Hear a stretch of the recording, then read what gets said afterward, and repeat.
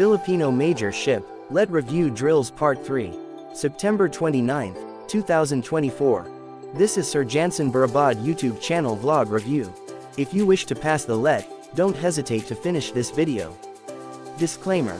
This YouTube channel is created for providing general information for all the learners and viewers, and this is for educational purposes only. First, let's begin with our prayer. Heavenly Father, we come to you today in prayer, asking for your guidance and wisdom as we begin this online review. Help us to stay focused and attentive as we learn and grow together. Give us the strength to stay motivated and the courage to ask questions when needed. We thank you for the opportunity to learn and grow in knowledge. May our minds be open to new ideas and our hearts be filled with understanding. In Jesus' name, Amen. Direction: you may get a piece of paper and pencil or pen to answer. The correct answer will be revealed right after 5-second timer each number. Are you ready, future LPT? Okay, let's begin to our Filipino Major Ship question number 1. Isa, ang akdang hindi nauukol sa relihiyon noong panahon ng Kastila. A. Dalet. B. Panuluyan. C. Senapulo. D. Panubog. E. Alay.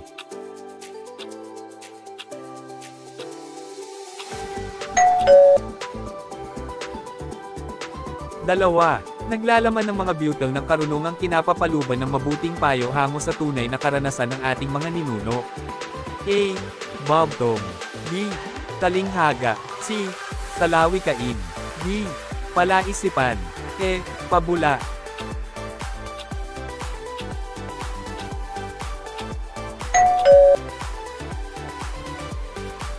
Tatlo, ang katotohanan inihayag sa awiting Florante at Laura, di Balagtas.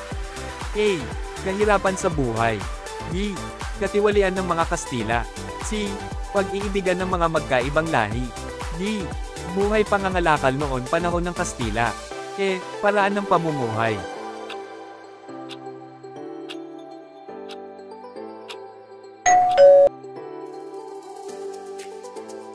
Apat, dahilan kung bakit naging masigla ang pagsulat ng mga Pilipino sa magazine, Liwayway, noong panahon ng Hapon. A. Malaya silang sumulat. B. Walang takot silang sumulat. C. Nabigyan ng pagpapahalaga ang sariling wika. D. Mapayapa ang panahon. E. Paraan ng pamumuhay.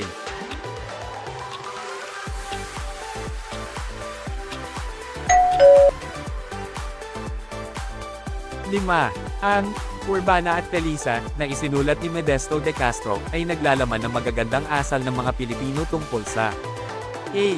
Pakikipagkapwa, paggalang sa magulang at pagkilala sa Diyos. B. Magandang relasyon ng makakapatid. C. Pagtupad ng tungkulin sa bayan. D. Pagharap sa pagsubok sa buhay. E. Pagkilala sa karapatan ng kapwa.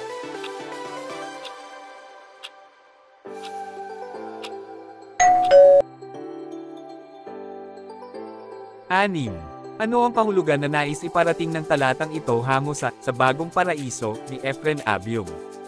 At ang pamumulaklak at pamumangga ng mangga, santol, siniguelas at ng iba pang punong kahoy o halaman sa loobang iyon ay nagpatuloy. Ang damuhan ay natuyo at muling sinibulan ng bagong supling. A. Napakaganda ng mga tanawin sa lalawigan. B. Panahon ng tag-araw. C. Patuloy ang paglipas ng panahon. D. Malulusog ang pananim sa lalawigan. E.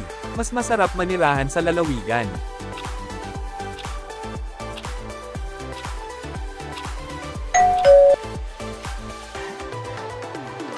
Ito, ano ang nais iparating ni Jose Rizal sa talatang ito hango sa kanyang Noli Me Tangere, mamatay akong di man nakita ang mangingining na pagbubukang liwayway sa aking inang bayan.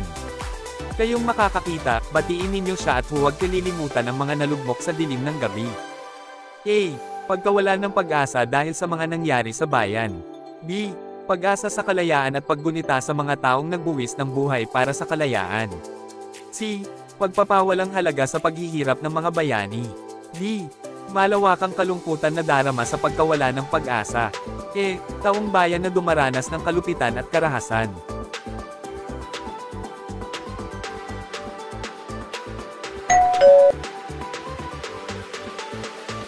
8.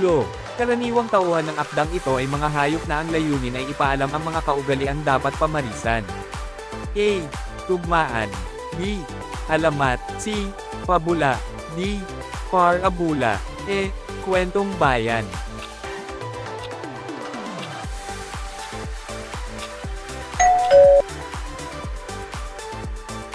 Siyam.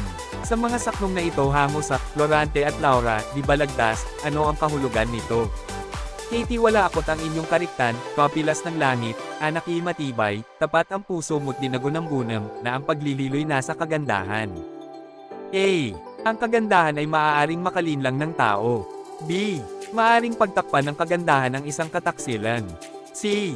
Pisikal na kagandahan ay maaaring magpahiwatig rin ng kagandahang asal. D.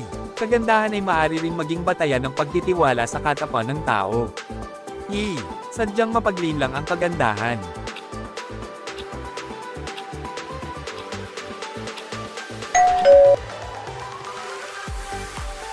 Sampu. Anong ayos ng pantig and ginagamit sa salitang daigdig? A. KPPKKPK. B. KKPKPPK. C. KPPPKPP. D. LLPPKPP.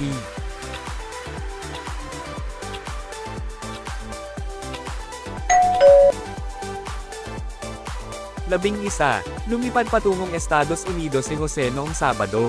Ano ang patlang mong pasalubong para sa kanila? Tanong ni Juana. A. Nadala. B. Dinala. C. Ipinadala. D. Padala. E. Padadala.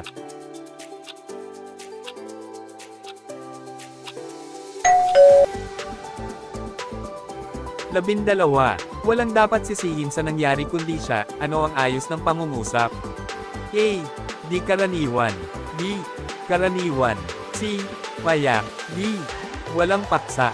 E. Ganapon.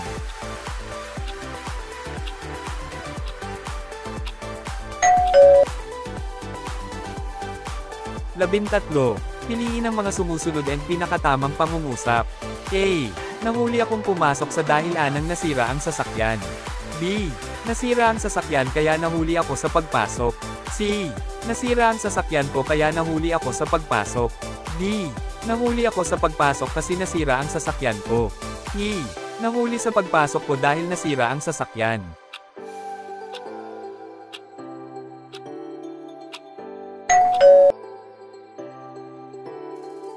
Labing apat. Alin sa mga sumusunod ang pinakatamang pangungusap? A. Ang nanalo bilang binibini. Pilipinas Universe ay anak ng isang aktor. B. Ang nanalong binibini. Pilipinas Universe ay siyang anak ng aktor. C. Anak ng isang aktor ang nanalong binibini. Pilipinas Universe. D. Binibini. Pilipinas Universe na anak ng isang aktor ang nanalo. E. Anak ng isang aktor ang siyang nanalo ng binibini. Pilipinas Universe.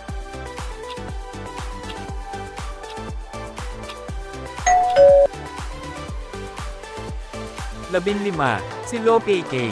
Santos ay tinuguryang patlang sa dahilang siya ang kauna-unahang sumulat ng balarila ng wikang pambansa na batay sa Tagalog. A. Ama ng balarilang Pilipino. B. Ama ng wikang pambansa. C. Ama ng wikang Pilipino. D. Ama ng panitikang Pilipino. E. Ama ng dalubhasang Pilipino.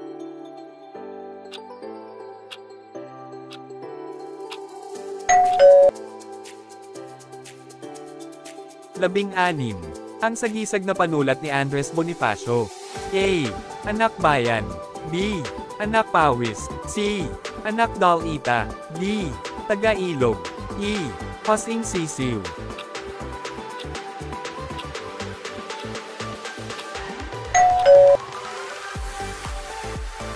Labing-pito. Sagisag na hindi kailanman ginamit ni Marcelo H. Del Pilar sa pagsulat. A. Hinting Kulirat. B. Dolores Manapat. C. Piping Dilat. D. Basang Sisiw.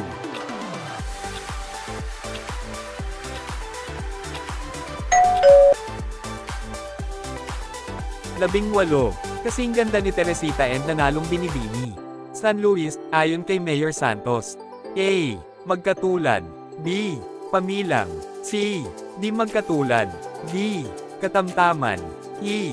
Panukjalan.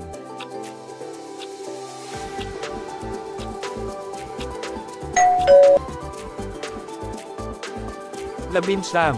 Isang balangkas ng mga layunin, paksang aralin, kagamitan at mga hakbang na dapat isagawa para isakatuparan ang mga layunin nito at matamo ang nais mangyari. A. Module sa pagtuturo. B. Banhay ng pagtuturo. C. Table of specification. D. Batayan. E. Silabos.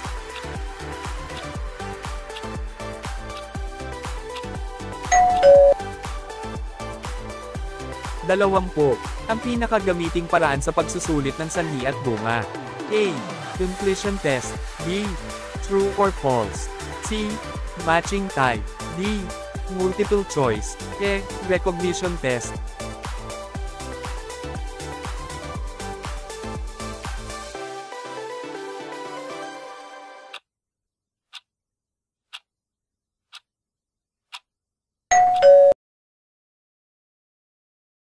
How many correct answer did you get? Please comment your score in the comment section and write your name with LPT 2024. Thanks for watching. Don't forget to like, comment, share and subscribe and click the notification bell button for more videos update.